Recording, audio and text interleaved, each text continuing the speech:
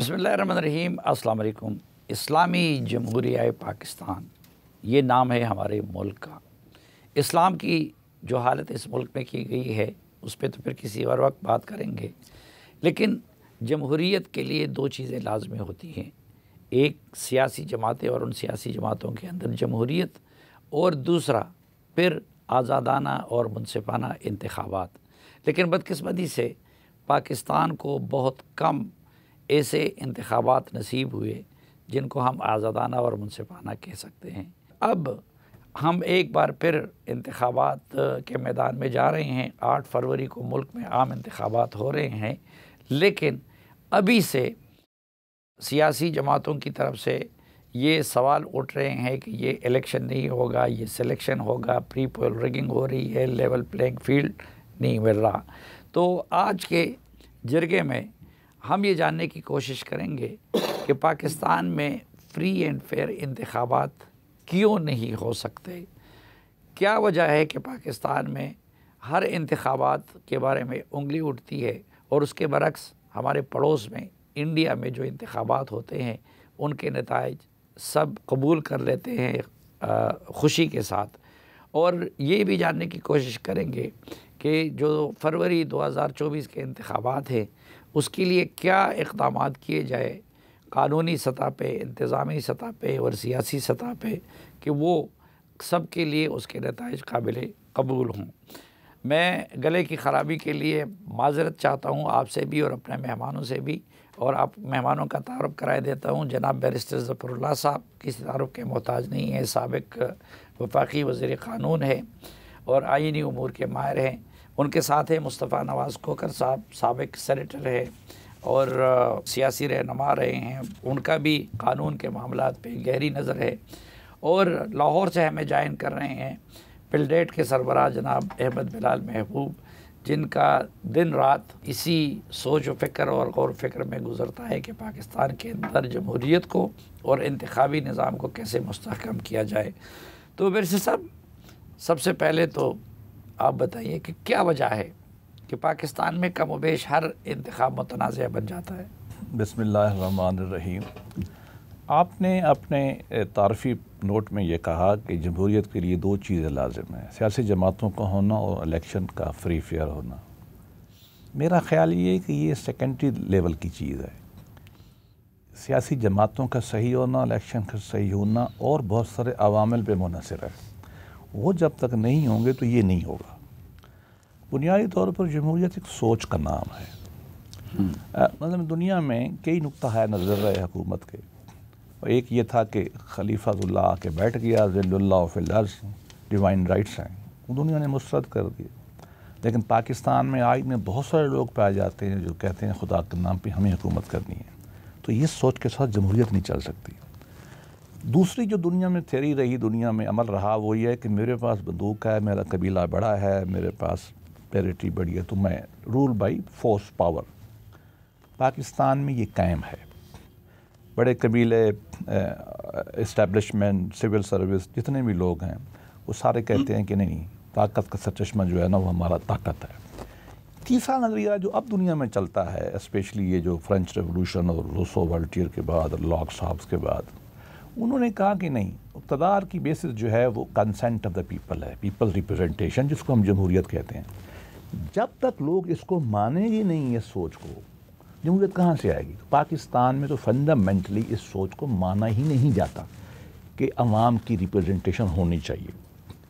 इसमें जो एक ट्रांजिशन में हम हैं, एक जमहूरी सोच से एक अथॉरिटेरियन सोच से जमहूरी सोच की तरफ, ट्राइबल स्ट्रक्चर से एक सिविक स्ट्रक्चर की तरफ, और एक सुल्तानी और मुल्ला और पीरी के तस्वुर से हम अवामियत के तस्वुर की तरफ जा रहे हैं। जब तक हम ये क्लियर नहीं होंगे, हम सारे लोग इसको मानेंगे नहीं कि अवाम के राइट्स हैं।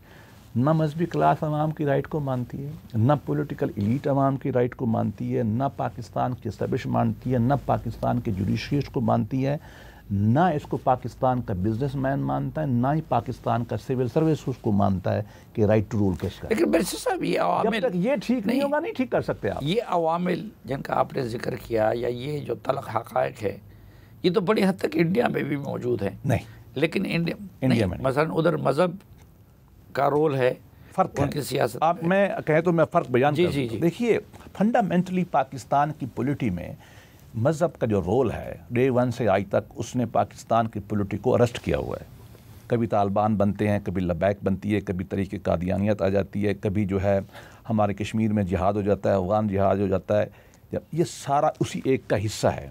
इंडिया में ये नहीं है। इंडिया में अब अगर वहाँ स्ट्रॉन्ग सेकुलर ट्रेडिशन है, गांधी से लेकर जवाहरलाल नेहरू से लेकर अब आके हिंदू वता जब से उसने इंट्रोड्यूस किया है अपने आप को मज़हब ने बॉडी फैब्रिक में, तो गड़बड़ हो गई।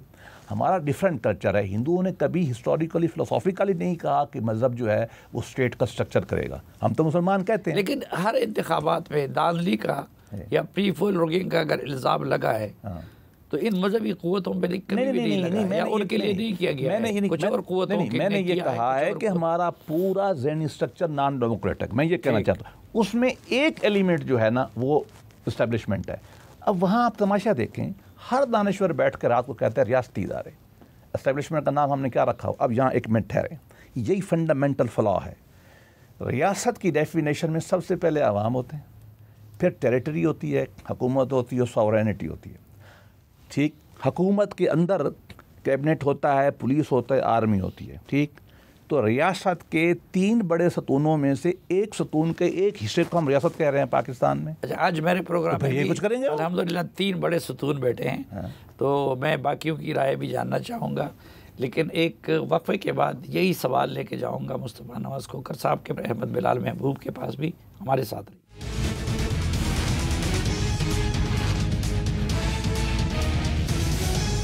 एक बार फिर खुशामदीद आपको जिरगे में। मुस्तफ़ा नवाज़ खोखर साहब, ये आपका क्या तज्ज़िया है कि पाकिस्तान में गैर मुतनाज़िया और साफ शफाफ इलेक्शन क्यों नहीं हो सकते?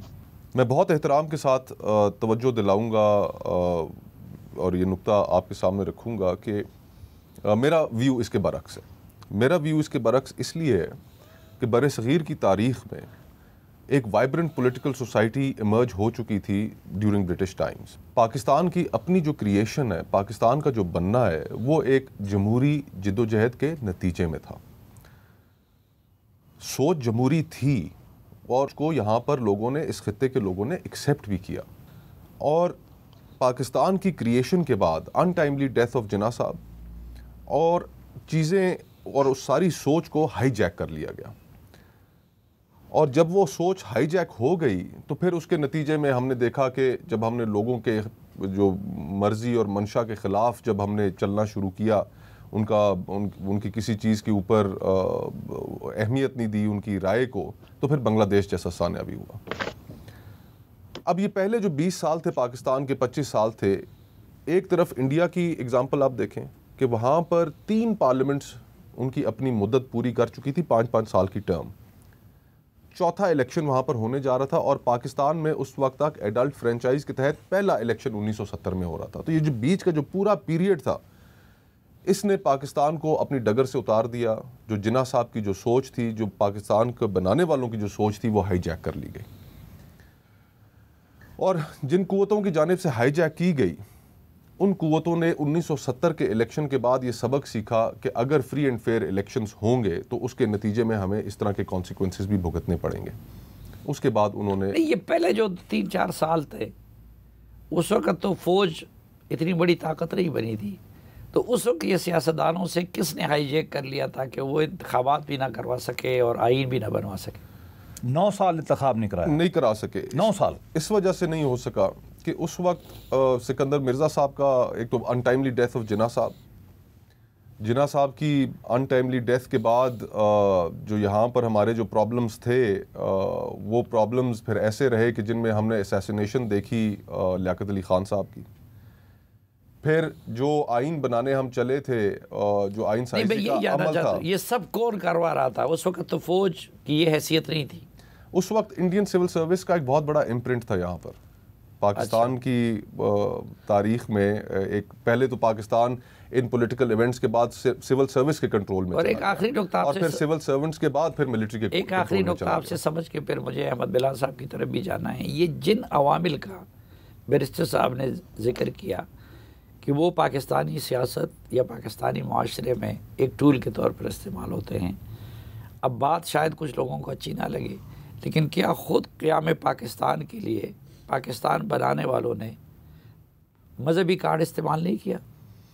इस पे जसवंत सिंह साहब इंडिया के फॉरेन मिनिस्टर थे, उन्होंने जिन्ना साहब की एक ऑटोबायोग्राफी लिखी जी, और मुझे तमाम उनकी जिन्ना साहब के ऊपर जितनी किताबें लिखी गई उनमें से एक मुनफरद किताब वो इस सेंस में नज़र आई कि उन्होंने जो जिन्ना साहब का जो पॉलिटिकल ट्रांजिशन था कि from a staunchly secular person to a champion of Muslim rights, वो उन्होंने बड़ा खूबसूरती से बयान किया और वो इन रिएक्शन था जो उस वक्त गांधी जी ने जो पॉलिटिक्स के अंदर जो रिलीजन का एलिमेंट इंट्रोड्यूस करा दिया था। जिन्ना साहब बड़े स्टॉन्च सेकुलर आदमी थे और बड़े मोतरस थे कि जिस हिसाब से जो आज जिसको हम हिंदुत्व कह रहे हैं और गांधी साहब जो पॉलिटिक्स के अंदर रिलीजन का इन्फ्यूजन कर रहे थे उसके ऊपर बहुत मोतरस थे। और यही एक transitionary period evolution of thought हुआ जिन्ना साहब का कि जिसमें वो ये बात उस वक्त समझ गए कि मुत्तहिदा हिंदुस्तान के अंदर जो डोमिनेंट कम्युनिटी है वो हमारे जो राइट्स हैं उसकी मौजूदगी में वो गारंटी नहीं हो सकेंगे। और ये नहीं तो सिर्फ ये कहते हैं कि मुसलमानों के लिए अलग मुल्क होना चाहिए, नारा था पाकिस्तान का मतलब क्या, ला इलाहा इल्लल्लाह। लेकिन साथ ही साथ जिन्ना साहब की ये भी गुफ्तगू ऑन रिकॉर्ड मौजूद है जो बड़ी क्लैरिटी के साथ उन्होंने कही। उनका एक कोट कई दफ़ा वो वैसे आगे पीछे कर दिया जाता है, जिस तरह उनकी 11 अगस्त की स्पीच बहुत अरसा गायब रही कि जिसके अंदर उन्होंने कहा कि आप अपने रियासत का मज़हब से आपके कोई ताल्लुक़ नहीं होगा, you free to go to your temples, you free to go to your mosques and your churches. ये तकरीर ही गायब कर दी गई। इसी तरह जिन्ना साहब ने एक और जगह पर यह भी कहा कि Pakistan shall not be a theocratic state, कि पाकिस्तान एक मजहबी रियासत नहीं होगी। तो जिन्ना साहब तो इस चीज़ के बारे में बड़े क्लियर थे और आज तक जो बुनियादी चीज़ हमें तय करने में मुश्किल हो रही थी और फिर जो मजहबी तबके ने उसके ऊपर अपनी एक इजारादारी कायम कर ली वो ये थी कि हम मुत्तहिदा हिंदुस्तान के अंदर फियरफुल थे अपने राइट्स के मुतालिक। कायदे आज़म कभी भी नहीं ये चाहते थे, बल्कि दीगर जो फाउंडर्स थे पाकिस्तान बनाने की तहरीक का हिस्सा थे वो भी कभी थियोक्रेसी की तरफ पाकिस्तान को नहीं लेके जाना चाहते थे। आपकी इजाज़त से अहमद बिलाल साहब से जानना चाहूँगा। अहमद बिलाल साहब, आपकी क्या फाइंडिंग्स है कि पाकिस्तान में इंतखाबात क्यों मुतनाज़ हो जाते हैं और यहाँ पे फ्री एंड फेयर इलेक्शन क्यों नहीं हो सकते? इब्तदाई सालों में यानी 1958 से पहले का जो दौर था उसमें सूबाई इलेक्शन तो हुए और बल्कि ईस्ट बंगाल जो उस ज़माने में कहलाता था ईस्ट पाकिस्तान बाद में, वो वहाँ पे तो इंतखाबात इतने फ्री एंड फेयर हुए कि उसके नतीजे में हुक्मरान जमात का सफाया हो गया था मुस्लिम लीग का और वहाँ पे जुगतू फ्रंट या यूनाइटेड फ्रंट जीत गई थी। लेकिन कौमी सतह पे इंतखाबात नहीं हो सके कि हमारा आइन नहीं बना था और आइन बनने में ताख़ीर का सबब दो थे बुनियादी तौर पे, बल्कि अगर पूछा जाए तो एक ही था, वो ये कि मज़हब को हमारे मुल्क में जो पब्लिक स्क्वायर में जो मकाम मिलना चाहिए वो क्या होगा। यानी ये तो बात सही थी, ये नारा भी लगाया गया कि पाकिस्तान का मतलब क्या, ला इलाहा इल्लल्लाह, और फिर ये भी कहा गया कि पाकिस्तान में आपकी ज़ाती ज़िंदगी का मज़हब से ताल्लुक़ नहीं होगा। तो ये मैं दुरुस्त नहीं समझता ये कहना कि बड़ी क्लैरिटी थी इसके ऊपर, कंफ्यूज था मामला। हम मुसलमानों की रियासत बना रहे थे और कुछ लोग समझ रहे थे कि इस्लाम के लिए, इस्लाम की तजुर्बा गाह के लिए रियासत बनी है। तो इस कन्फ्यूजन के बायस हमारा आइन नहीं बन सका। तो जब आइन नहीं बन सका तो इलेक्शन नहीं हो सके। जब आइन बन गया 1956 में और इलेक्शन 1957-58 में होने तय पा गए थे, तो उस वक्त सिकंदर मिर्ज़ा साहब ने जो उस वक्त प्रेसिडेंट थे उन्होंने मार्शल लॉ लगाया और फिर उसके बाद की जो हिस्ट्री है वो सारी फ़ौज की डोमिनेंस की हिस्ट्री है। उसके बाद जो इलेक्शन फ्री एंड फेयर नहीं हुए, तो हमें सबको सच बोलना चाहिए और मैं जिसको समझता हूँ वो ये है कि हमारी इंटेलिजेंस एजेंसियाँ और हमारी फ़ौज वो 1970 के बाद ख़ास तौर पे उन्होंने ये समझा कि फ्री एंड फेयर इलेक्शन मुल्क के मफाद में नहीं है। इसके नतीजे में मुल्क टूट गया। उन्होंने एक चीज़ का गलत नतीजा निकाला और फिर ये तय किया कि नहीं, इंतखाबात के नतायज को कंट्रोल किया जाना चाहिए और तब से ये नतायज कंट्रोल हो रहे हैं। और उसका एक ही सबब है कि हम फ्री इलेक्शन नहीं होने देते। मोस्टली इंटेलिजेंस एजेंसियां उसको कंट्रोल करती हैं और उसकी वजह से फिर ये ख़राबी पैदा होती है। और आज भी ये रिवायत है जो पहले से ज़्यादा मुस्तहकम होती चली जा रही है। दरमियान में एक इलेक्शन था 1977 का, मैं समझता हूँ इंटेलिजेंस एजेंसियों को जो सिविलियन इंटेलिजेंस एजेंसी थी उसको डिस्क्रेडिट जाना चाहिए। फौज का उस पर रोल नहीं था और हमारे सियासतदानों का रोल था, यानी पाकिस्तान पीपल्स पार्टी का। उन्होंने ऐसा एक सवाल ये ज़हन में आता है कि सियासतदान, उनको 2/3 मेजॉरिटी भी मिली, इस दौरान कानून साजियाँ भी हुई, 18 अमेंडमेंट भी पास हुई, तो वो इंटेलिजेंस एजेंसियों को कंट्रोल और इलेक्शन कमीशन को अगर स्ट्रांग ना कर सकी तो इस लिहाज से ये सियासी जमातों की भी कमज़ोरी नहीं है? बज़ाहिर तो ऐसे लगता है कि ये सियासी जमातों की कमज़ोरी है, लेकिन साफ़ी साहब, अगर मुल्क के अंदर कल्चर ये डेवलप हो जाए कि अगर आपके पास ब्रूट फोर्स नहीं है और रूल ऑफ लॉ नहीं है, रूल ऑफ लॉ तो यही है ना कि आप कानून की इताअत करते हैं, और आपके पास अगर गन और आपके पास फायर पावर भी हो तो भी आप ताकतवर नहीं होते। लेकिन हमारे यहाँ ये नहीं हुआ, हमारे यहाँ रूल ऑफ लॉ नहीं बना। हमारे यहाँ तो जिसके पास, वो कहते हैं ना, जैसे बंदूक की नाली से ताकत जन्म लेती है, तो वो हुआ। तो उसके मामले में बेचारे सियासतदान तो मजबूर महाज थे। मैं समझता हूँ कि ये इल्ज़ाम एक हद तक तो दुरुस्त है, लेकिन बड़ी हद तक दुरुस्त नहीं है, क्योंकि सियासतदानों के सामने जो ताकत थी उसके सामने वो मेरे ख्याल में कामयाब होने के लिए कोई इम्कानात भी नहीं थे। अच्छा बैरिस्टर साहब, मुझे जाना है फिर कमिंग इलेक्शन के मौजू की तरफ भी, लेकिन अगर आप कुछ नहीं, बहुत ज़रूरी है। देखिए, ये पाकिस्तान के जो फंडामेंटल मसाइल हैं, जब तक हम वहाँ नहीं जाएंगे तो ये बात कही जाती नहीं है। पाकिस्तान के 3 फंडामेंटल प्रॉब्लम हैं: role of religion, federation, federalism and civil military relation. 1947 तक लेकर 56 तक इलेक्शन जो नहीं हुए ना, उसकी 2 वजूहत थी, दोनों कायम हैं। एक की तरफ इशारा किया, रोल ऑफ रिलीजन। देखिए, रोल ऑफ रिलीजन में हमारे 2 ग्रोह थे। जिना इकबाल बहुत क्लियर थे, मैं इनसे इत्तफाक करता हूँ। वो आइडेंटिटी के तौर पर, पॉलिटिकल एक मोबिलाइजेशन के तौर पर तो उन्होंने मुसलमानों के इस्तेमाल किए, जो हर एक को कम्युनिटी को राइट होता है। जैसे पठान अपने राइट मांगते हैं, मुसलमान अपने मांगते हैं, लेकिन वो बिल्कुल एक मॉडर्न वेस्टमिनिस्टर मॉडल के लोग थे। लेकिन इसमें कुछ मजहबी लोग और कुछ मज़हब के लोग जो वैसे रिजेक्ट हो गए थे 47 तक, वो आ गए, तो ये इशू रहा। लेकिन असल मसला ये नहीं था। असल मसला था, हमें खुल के बात करनी चाहिए, पंजाब की डोमिनेंस एंड वेस्ट पाकिस्तान और ईस्ट पाकिस्तान का झगड़ा। उनकी आबादी आपसे 60% थी, आपकी 40% थी वेस्ट पाकिस्तान से। आपने पहले डंडा मार के वो किया, वो जो कहते हैं वेस्ट 1 यूनिट बनाए। एंड सबसे बड़ी डिबेट, सबसे ज़्यादा कॉन्स्टिट्यूशन मेकिंग में जो टाइम इस्तेमाल हो रहा था, वेस्ट पाकिस्तान के लोग जो पाकिस्तान बनाने में सबसे आखिर में थे, वक्त नहीं है मैं आपको गिन के बताऊँ, बंगाली आ गए थे, हम बंगालियों को मेजॉरिटी वोट नहीं देना चाहते थे। आखिर में कर करके बोगरा फॉर्माउलो के बाद जो है चौधरी मोहम्मद अली के ज़माने में बंगालियों ने सरेंडर किया, कुर्बानी दी। उन्होंने कहा कि चलो ठीक है, हमारी पैरिटी कर लो।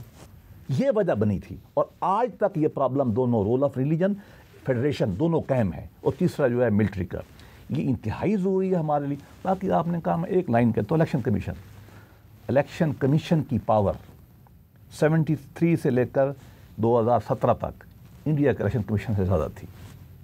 अच्छा, हाँ, हमने तो अब उसको इतना इम्पोर्टेंट बना दिया है कि फेडरल गवर्नमेंट ख़त्म हो चुकी है पाकिस्तान में, ठीक, लेकिन बंदे डिफरेंट हैं, करैक्टर डिफरेंट है। अगर सिविल सर्विस में पंजाब जो यूपीसीपी की एलीट थी, फ़रूकी अलवी, उन्होंने पाकिस्तान को डिस्टर्ब किया, जब पाकिस्तान की इस्टेब्लिशमेंट मिलिट्री ने डिस्टर्ब किया, फंडामेंटल वजह बिल्कुल वही एक है। क्या? कि दोनों का ज़हन गैर जमहूरी है, दोनों अवाम को अपनी राइट नहीं देना चाहते। Rule of consent, rule of representation को वो मानते नहीं हैं।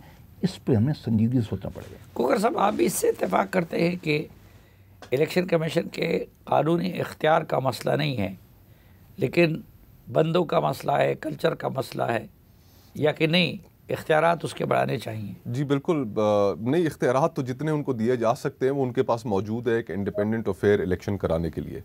वो इख्तियारात किस हद तक वो इस्तेमाल करते हैं, इसके ऊपर एक बहुत बड़ा सवाल है। और दूसरा, किसके कहने पे इस्तेमाल करते हैं और किसकी तरफ एक विजिबल टिल्ट आता है। ये सवाल अपनी जगह पर बाहर था, और इलेक्शन कमीशन की क्रेडिबिलिटी के हवाले से थ्रू आउट द डेकेड्स हमारे यहाँ मौजूद रहे हैं। बड़ा क्विकली जो गुफ्तगू का पस मंज़र था कि जिसके अंदर मेरा पॉइंट ऑफ व्यू ये था कि कोई कन्फ्यूजन नहीं थी, और उस जो सोच थी जिना साहब की वो हाईजैक की गई। उसकी मैं सिर्फ एक छोटी सी मिसाल देना चाहूँगा बड़ी जल्दी। नहीं, उससे तो बैरिस्टर साहब भी इत्तेफाक करते हैं, लेकिन वो कहते हैं कि हमारी सोसाइटी। जी हाँ, मैं ताकि नाजरीन के लिए भी ये एक चीज़ रिकॉर्ड पे रहे कि जो बानी पाकिस्तान थे उनकी सोच क्या थी, क्योंकि आपने जब मज़हब के हवाले से सवाल पूछा पाकिस्तान का मतलब क्या, ला इलाहा इल्लल्लाह, तो वो एक पर्टिकुलर कॉन्टेक्स्ट है और हमारी सबसे बड़ी माशरे की कन्फ्यूजन यही है।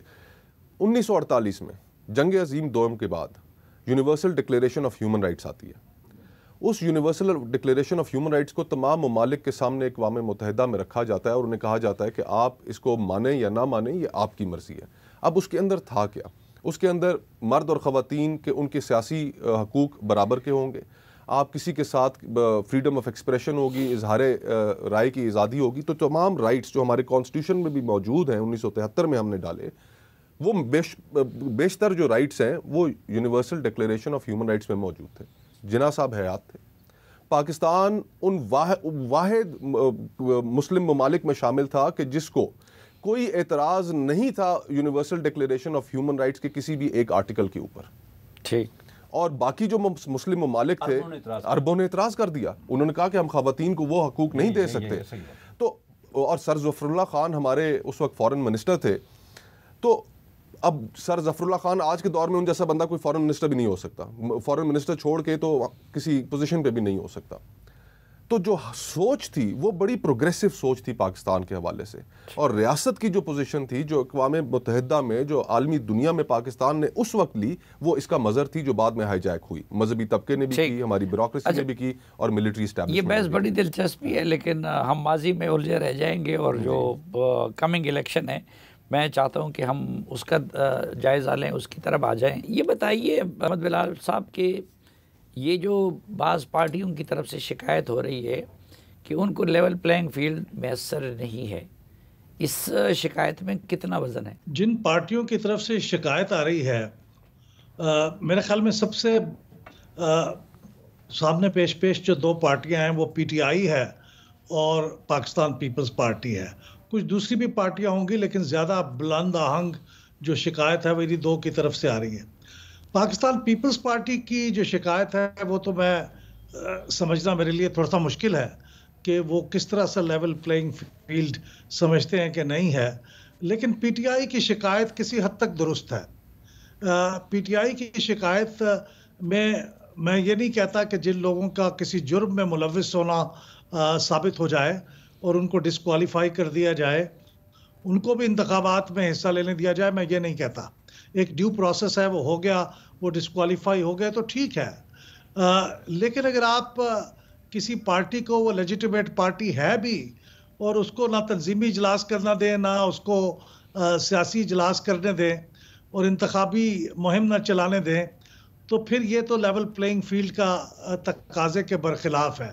लिहाजा उनकी शिकायत किसी हद तक दुरुस्त है कि लेवल प्लेइंग फील्ड नहीं है। लेकिन आपने शुरू में जो तारफ़ किया था कि पिछले 11 इंतखाबात में किसी भी इलेक्शन में ये लेवल प्लेइंग फील्ड इस तरह से प्लेन नहीं थी, उसके अंदर ये मसले थे, और इसके बावजूद सिवाय 97-7 के बाकी तमाम इंतखाबात में जो भी नताइज थे उनको समहाउ पार्टियों ने तस्लीम किया और काम आगे चलाया।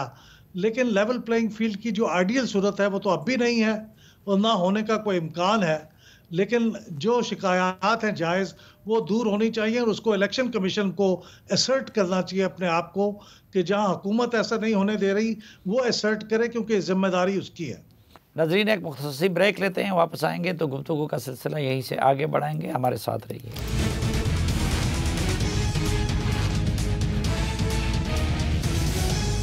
एक बार फिर खुशामदीद आपको जरगे में। बैरिस्टर साहब, आप तो बड़े इंसाफ पसंद आदमी हैं।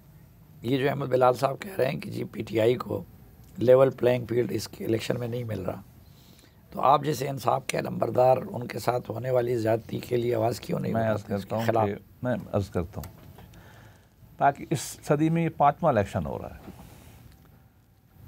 मैं ज़रा पहले तो पीटीआई से अर्ज़ करता हूँ, 2002 में हमारे लीडर को तो इलेक्शन नहीं लड़ने दिया गया, 2008 में नहीं लड़ने दिया नवाज शरीफ साहब को, 13 में जो है वो इलेक्शन तो लड़े, उसके बाद उनको निकाल दिया गया, और उसके बाद अगला इलेक्शन भी नहीं लड़े, और अभी शायद पता नहीं क्या होता है। लेकिन इसके बावजूद मैं बिल्कुल ये बात समझता हूँ कि जिस आदमी को पाकिस्तान के आइन और कानून में और जिस जमात को पाकिस्तान के आइन के कानून में इलेक्शन लड़ने की इजाज़त है, उसके बिल्कुल इलेक्शन होना चाहिए, उनको लड़ना चाहिए और उनके रास्ते में कोई किसी तरह की रुकावट नहीं करनी चाहिए। और अगर कोई रुकावट करता है तो ये पाकिस्तान की जमहूरियत में डिससर्विस है। अब करना क्या है, किसको करना चाहिए? मैं बिलाल साहब की बात से इत्तफाक करता हूँ। एक है थ्योरी, एक है प्रैक्टिस। थ्योरी ये है कि इलेक्शन कमीशन ऑफ पाकिस्तान का जिम्मेवार है और to be honest prime minister अपना सेक्रेटरी जो है ना वो तब्दील नहीं कर सकता। अभी जो सेक्रेटरी गया है, नए सेक्रेटरी के लिए 8 दिन लग गए, चूँकि इलेक्शन कमीशन फ़ाइल लेके बैठ गया। 8 दिन के बाद उन्होंने फ़ाइल क्लियर की तो सेक्रेटरी ये थ्योरी है। Election commission all powerful. जब 2017 का हम लॉ बना रहे थे तो हमने उनसे कहा था, वो सुन रहे होंगे, कि आप जो ड्राफ्ट देते हो हम कर लेते, और उन्होंने जो दिया हमने कबूल कर लिया। आखिर में ये प्रॉब्लम पैदा हो गया, रूल मेकिंग पावर प्रेसिडेंट को थी और हम सब कानून थोड़ा बहुत जानते हैं, हमेशा ऐसे होता है। हमने ये पावर भी उनको दे दी। ज़मीन और आसमान के अंदर जितनी पाकिस्तान के इलेक्शन कमीशन को पावर है कहीं नहीं। उनको चाहिए कि अपनी जो फ्री, फेयर और ट्रांसपेरेंट इलेक्शन की जो ग्राउंड नॉर्म पाकिस्तान के आइन में उसको पूरी करे। और हुकूमत किसी की क्यों नहीं है, अगर इस काम में रोड़े अटकाती है, उनको भी अकल के नाखन लेने चाहिए और इलेक्शन कमीशन को उनको पूरा करना चाहिए। एक है और चीज़, वो है जिनकी तरफ आप लोगों ने इशारा किया कि वो इलेक्शन को कितना मुतासर करते हैं और कौन उनको रोक सकता है। उस पर फिर मेरा थीसिस पूरा आता है। वो ये है कि जब तक तमाम इदारे और हम बशमूल हम असल में ये बात नहीं मानेंगे कि अवाम को राइट इक़्तिदार हासिल है और हम सब ने अवाम की बात को सुनना है, सुनने का मौका देना है, तो ये मामला ख़त्म नहीं होगा। ये तो ख़त्म नहीं होगा। लेकिन मुस्तफ़ा कोकर साहब, ये जो पीपल्स पार्टी के PTI की तो बात हो गई और दोनों ने उसके हक़ में भी राय दी कि जिसको अगर आईन इजाज़त देता है तो उनको इंतखाबात में हिस्सा देना चाहिए। पीपल्स पार्टी ये जो एतराज़ कर रही है कि उनको लेवल प्लेइंग फील्ड नहीं मिल रहा है, इसमें कितना वज़न है? साफ़ी भाई, अगर वही लोग जो इस्तेहकाम पार्टी में जनूबी पंजाब से गए अगर ना जाते इस्तेहकाम में और पीपल्स पार्टी में चले जाते तो उन्हें कोई गिला नहीं होता। जो लोग बाप से पीपल्स पार्टी के अंदर जा रहे थे, अगर उन्हें मुस्लिम लीग नून की तरफ ना भेजा जाता तो पीपल्स पार्टी को कोई गिला ना होता। तो अलमिया ये है कि इस वक्त तमाम सियासी जमातें, बड़ी सियासी जमातें, हमने तमाम सियासी जमातों ने एक चीज़ अज़ पर अब याद उसकी अच्छी जहन नशीन कर ली है, और वो ये है कि बग़ैर इस्टेब्लिशमेंट की हिमायत के आप हुकूमत में नहीं आ सकते। ये उन्होंने अज़बर अब कर लिया है और ये उनकी एक सेकंड नेचर बन चुकी है। और अलमिया फिर यही है कि जब आपका कोई बयानिया नहीं होता, नज़रिए की कमज़ोरी होती है, तो फिर वही इलेक्टेबल्स उस बयानिए और नज़रिए की अदम मौजूदगी में वो ताकतवर होकर उभरते हैं सामने।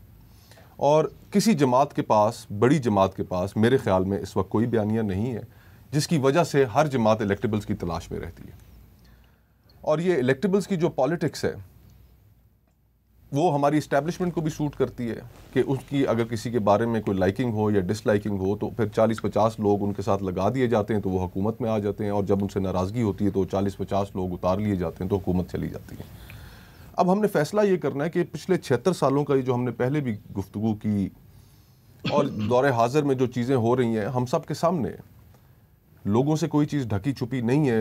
अगर हम टीवी के ऊपर बैठकर उसके ऊपर गुफ्तगू ना भी करें, इस सियासत का, इस सारे निज़ाम का नतीजा क्या निकला? 76 साल, कई लोग ये कहते हैं कि 76 साल ये कौमों की तारीख़ में कोई इतना बड़ा पीरियड नहीं होता। उसका काउंटर आर्ग्यूमेंट ये भी मौजूद है कि आपके सामने दो ऐसे ममालिक की मिसाल मैं देना चाहूँगा कि जर्मनी की और जापान की, कि जो जंग अज़ीम दोम के बाद बिल्कुल मलियामेट कर दिए गए थे, और दोनों ममालिक 25 से 30 साल के अरसे में दोबारा दुनिया में माशी तौर पे एक मुस्तहकम ममालिक के तौर पर उभर कर सामने आ गए। तो 76 साल एक बड़ा लंबा पीरियड था जो हम ज़ाया कर बैठे। इंशाअल्लाह पाकिस्तान जब 100 साल का हो रहा होगा आज से 24 साल बाद, तो उस वक्त भी अगर हम बैठ के यही गुफ्तगू कर रहे हुए तो ये बहुत एक अलमिया होगा, 100 साल पूरे हम ज़ाया कर बैठे होंगे। तो अगर हम आज वो फैसले करें, और फैसला हमने सिर्फ एक करना है, ये कि हमने इस मुल्क के अंदर तमाम एक्सपेरिमेंट्स करके देख लिए, डायरेक्ट डिक्टेटरशिप्स भी देख ली।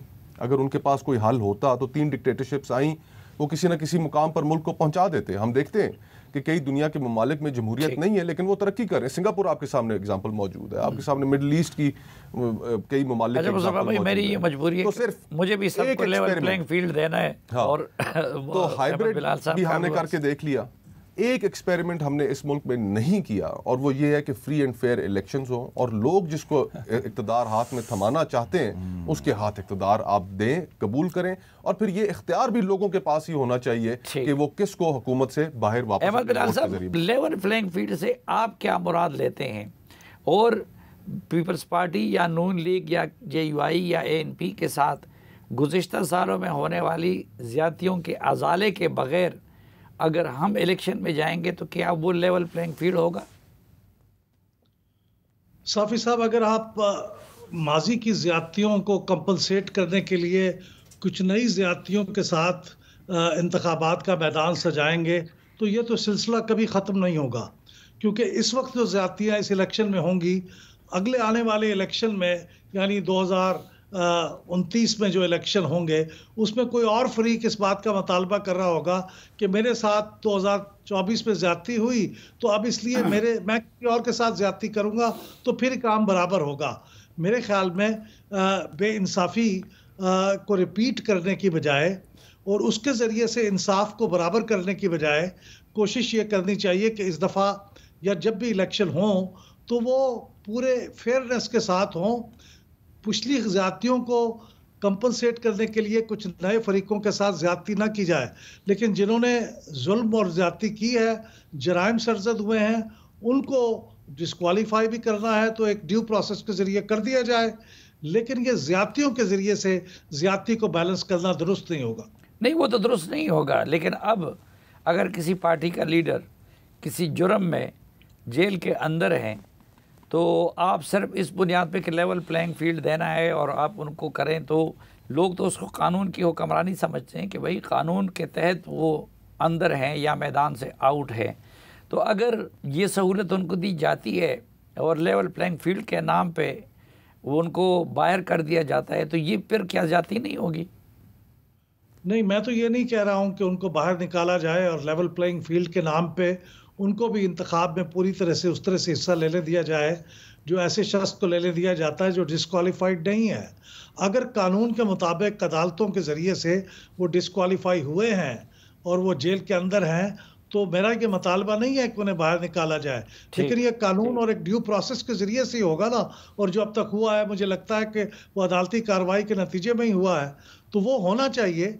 लेकिन जो बाकी लोग हैं जो डिस्क्वालीफाइड नहीं हैं, जो इंतखाबात में हिस्सा लेना चाहते हैं, उनको तो इंतखाबात में हिस्सा लेने दिया जाए और एक सियासी अमल को जारी रहना चाहिए। ठीक, मेरे साहब, कहीं न कहीं से तो हमें इस्लाह का आगाज़ करना होगा। आपको फ़ारसी से गहरा शगफ भी है, वो जो कहते हैं पश्च बायद करद, क्या करें? हाँ, क्या किया जाए? 2-3 इक़दामात जिसके नतीजे में ये आने वाले इंतखाबात सबके लिए काबिल कबूल हो जाए। 2-3 स्टेप्स। देखिए, एक तो वही है कि वो क़ुव्वतें जो पाकिस्तान में मैटर करती हैं उनको सोचना चाहिए एनफ इज़ एनफ। अब हम ICU में पड़े हुए हैं, व्हाट नेक्स्ट? जिस शाख पे बैठे हुए हैं वही टूटने लगी है। दूसरी बात ये कि तमाम जो सियासी ताकतें हैं उनको भी अंडरस्टैंडिंग करनी चाहिए। एक चार्टर ऑफ डेमोक्रेसी की नई फार्म आनी चाहिए जिसको मैं चार्टर ऑफ पाकिस्तान कहता हूँ। ये मेरी ज़ाती राय है, जिसमें हम fundamentals of politics and economics and foreign policy तय करें आपस में बैठ के, ये लेग पुलिंग। और तीसरी जो बात मेरे ख्याल में है कि वो इदारे, जैसा मैंने कहा election commission of Pakistan 10 Guna powerful है इंडिया से, लेकिन इंडिया वाले हिलने नहीं देते किसी को। लेकिन ये मैंने ये वहाँ हुकूमत भी निगरान नहीं बनती। हाँ, और जो दो मुल्कों में नहीं निगरान बनना वैसे फजूल काम है, ख़त्म होना चाहिए, सिस्टम को बिठा देता है। और एक बात मैं अर्ज़ करूँगा, ये जो था ना जापान का तजर्बा और वो जो जर्मनी का, वहाँ आर्मी नहीं थी, लेकिन अगर थी मैकार्थर ने वहाँ कब्ज़ा किया, यशीदा को बिठाया, यशीदा ने फ़ौज की हेजमनी अमरीकी की मान के सर सुट के सोशो इकनॉमिक डेवलपमेंट की तो अमरीका को रिडेंडेंट किया। और इधर एडिनार को लाए 17 साल चांसलर, और वहाँ भी नेटो के टॉप्स बैठे थे, लेकिन उन्होंने भी फ़ौज की वहाँ अमेरिकन की नेटो की हेजमनी मानी, सर सट के काम किया, मुल्क को खड़ा किया। हमारे सियासतदानों को भी कम व ये देखना पड़ेगा कि हम किस जो भी गिवन स्पेस है, स्पेस बहुत कम है, कोई माने या न माने, इसके अंदर है कि सबसे अच्छी परफॉर्मेंस अभी अच्छे मंशूर दें, प्रोग्रेसिव मंशूर दें, औरतों के हकूक़ के बारे में बात करें, माइनॉरिटी की बात करें, दोस्तों से जो हमारे हैं उनसे सुलूक की बात करें, और नौजवानों की बात करें, इकनॉमिक डेवलपमेंट की बात करें। और मैं अगली बात कहता हूँ सूबाई फौज मुख्तारी किया और सूबे बनाएं, डिवीजन तक पावर को शिफ्ट करें। और हमारी पार्टी को हमने दरख्वास्त की है कि एजुकेशन, हेल्थ, इंसाफ पे तवज्जो करें, एडमिन रिफॉर्म में मेगा प्रोडक्ट छोड़ दें, हम आगे बढ़ें। और मैं फिर ये कहूँगा कि तमाम सियासी क़ुव्वतों को, इंक्लूडिंग उनको, इनके बारे में कहा जा रहा है कि उनको सख्ती है, किसी को मेन स्ट्रीम से ना निकालने से कोई फ़ायदा नहीं होता। मुस्तफ़ा साहब, व्हाट टू डू, 2-3 स्टेप्स, 2-3 इक़दामात जो इलेक्शन को फ्री एंड फेयर बना सके। देखिए, इलेक्शन को फ्री एंड फेयर बनाने के लिए जहाँ तक ये मुकदमेबाजी और केसेस का ताल्लुक है, तो ये इससे हम बखूबी वाकिफ़ हैं कि 2018 में जो कैफियत मियां नवाज शरीफ साहब के साथ गुजर रही थी, जो RTS का फेलियर उनको इलेक्शन से बाहर रखने के लिए किया गया था, वो ही कुछ आज इमरान खान साहब को बाहर रखने के लिए किया जा रहा है। कहने का मकसद ये है कि 2018 के इलेक्शन के नतीजे में जो कंट्रोवर्सी जनरेट हुई, उसके बाद पाकिस्तान नहीं चल सका। 8 जमातों ने मिलकर इमरान खान साहब को हुकूमत नहीं करने दी और वो नताइज भी तस्लीम नहीं किए। इन इलेक्शंस की जो कंट्रोवर्सी होगी, उसके नतीजे में भी जो पॉलिटिकल साइकिल है इंस्टेबिलिटी का, वो बढ़ जाएगा। तो अगर हमने इस पॉलिटिकल इंस्टेबिलिटी के साइकिल को अब तोड़ना है, तो उसको तोड़ने के लिए जो सबसे पहली चीज़ है वो लेवल प्लेइंग फील्ड ये है कि तमाम सियासी कायदीन को कम अज़ कम अवाम के पास जाकर बात करने की तो इजाज़त होनी चाहिए, उनको अपना मंशूर देने की इजाज़त होनी चाहिए। किसी एक जमात के ऊपर ज़्यादा सख्ती नहीं होनी चाहिए कि वो कॉर्नर मीटिंग भी ना कर सकें। तो ये सारे सियासी माहौल को इस तरीके से एक ये बैलेंस नज़र आ रहा है कि वो टिल्ट हुआ है सिर्फ एक मखसूस मुस्लिम लीग नून, मेरे ख्याल में, उस जमात की जानिब। बाकी जहाँ तक रह गई बात कि हमने इस मुल्क को अगर आगे लेके चल रहे हैं, तो फिर जहाँ पर हम इस्टेब्लिशमेंट के रोल को क्रिटिसाइज़ करते हैं, डिस्कस करते हैं, वहीं पर जो महदूद स्पेस है, उस महदूद स्पेस में हमें पॉलिटिकल पार्टीज़ के किरदार को भी जांचना चाहिए। किसी पॉलिटिकल पार्टी के अंदर डेमोक्रेसी नहीं है, किसी पॉलिटिकल पार्टी के अंदर इख्तिलाफ राय की गुंजाइश नहीं है, किसी पॉलिटिकल, और जो सबसे इंपॉर्टेंट जो चीज़ है कि पॉलिटिकल पार्टीज़ की आप कमिटमेंट देखिए कि जो जहाँ से ऑल्टरनेट लीडरशिप उभरती है, for example local government elections, कि तमाम ये जो MNA और MPA और सेनेटर क्लास है, ये उसके आगे एक दीवार बनकर खड़ी है कि इस मुल्क के अंदर नई जो पॉलिटिकल क्लास है या ऑल्टरनेट लीडरशिप है वो जन्म ना ले ले। तो बहुत सी रिफॉर्म्स की ज़रूरत है। ये तो सिर्फ हम कुछ, जितने आपने प्रोग्राम किया है इसमें हम रिफॉर्म्स ही डिस्कस करते रहे तो वो बहुत चीज़ों की पाकिस्तान को ज़रूरत है। लेकिन बुनियादी तौर पर अब हमें ये फ़ैसला करना पड़ेगा कि इस मुल्क को हम आगे इस तरह नहीं चला सकते। हमारे सामने एविडेंस मौजूद है, हमारी इकॉनमी बैंकरप्सी के दहाने पे खड़ी है, हम पॉलिटिकली बहुत पोलराइज्ड हैं। अगर हमने मुल्क को ठीक करना है तो फिर सबसे पहले जो हुकूमत का इख्तियार है, जो ये तय करना होगा कि पाकिस्तान चलाने का इख्तियार किसके पास है। बड़ी बात कह दी कि हमारी सियासी जमातों के अंदर जमहूरियत नहीं है।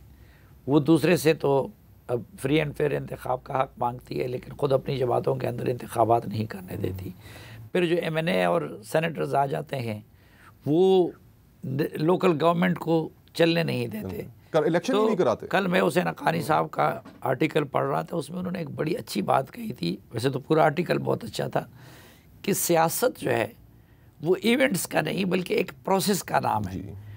अब ये प्रोसेस हम रातों रात कैसे रिवर्स कर सकते हैं? इन सियासतदानों के, इन वोटरों के, इन इदारों के मिजाज को हम कैसे एक महीने में बदल सकते हैं? साफ़ी भाई, एक हमारा हमने इस सोच को भी एक हमारे अंदर बस रच बस गई है कि सुबह उठें पाकिस्तान ठीक हो, महीने बाद पाकिस्तान ठीक हो, 6 महीने बाद पाकिस्तान ठीक हो। ऐसे नहीं होता।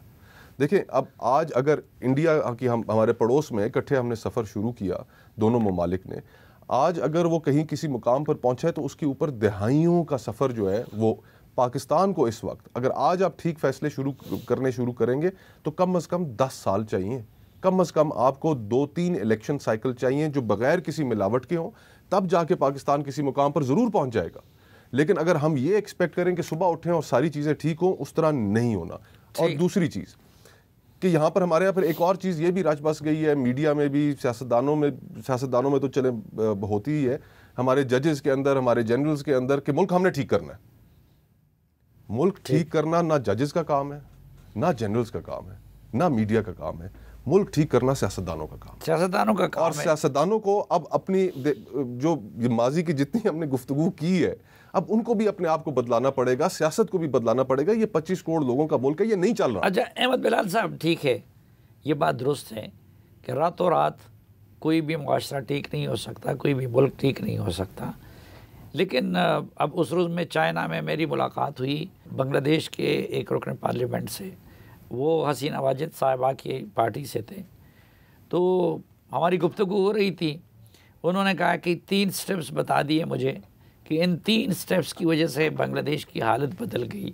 तो कुछ चीज़ें क्विकली भी हो सकती हैं, तो आप 2-3 ऐसी चीज़ें क्या प्रपोज़ करेंगे अगले इंतखाबात के हवाले से कि किसी हद तक हम बेहतरी की तरफ सफ़र कर सकें? साफ़ी साहब, बुनियादी बात यह है कि प्रोसेस को चलने दिया जाए। अगर प्रोसेस को बार बार रोका जाएगा और पटड़ी से उतारा जाएगा, फिर तो आप कुछ भी नहीं कर सकेंगे। और हमने यही किया है ना, पौधा लगाया, थोड़ा सा बड़ा हुआ तो फिर उसको बाहर उखाड़ के देखते रहे कि कितना जमा है, कितना उगा है, उसके नतीजे में फिर पौधा दोबारा लगाना पड़ता है। लेकिन अगर प्रोसेस 2018 की तरह हो, जो अभी मुस्तफ़ा साहब कह रहे थे कि इस मरतबा नून लीग को वो हैसियत मिल रही है जो पीटीआई को 2018 में मिली थी, और पीटीआई को वो हैसियत मिलेगी जो 2018 में नून लीग को मिली थी। अगर प्रोसेस इस तरह हो, निज़ाम हाइब्रिड हो, तो फिर उसका चलना तो कोई हल ना हुआ।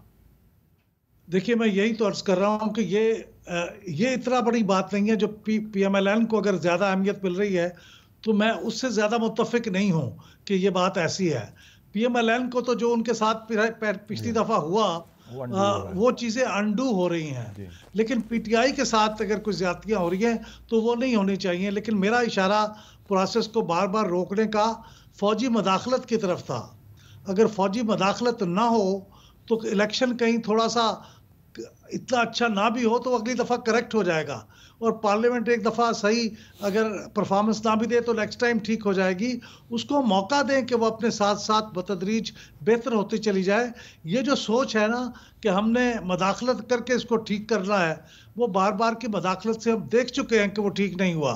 तो मदाखलत ना करें। अगर हमने ये तय कर लिया है कि जमहूरियत हमारी डेस्टिनी है, उसके ज़रिए से हमने चलना है, तो फिर इसको चलने दें। गलतियाँ भी होंगी और काम ख़राब भी होगा, फिर ठीक भी हो जाएगा। आज के जरगे से अपने मौजूद मेहमानों के बैरिस्टर ज़फ़रुल्लाह साहब, मुस्तफ़ा नवाज़ खोखर साहब और अहमद बिलाल महबूब साहब की एक बार फिर शुक्रिया के साथ इजाज़त चाहता हूँ। अल्लाह हाफ़िज़।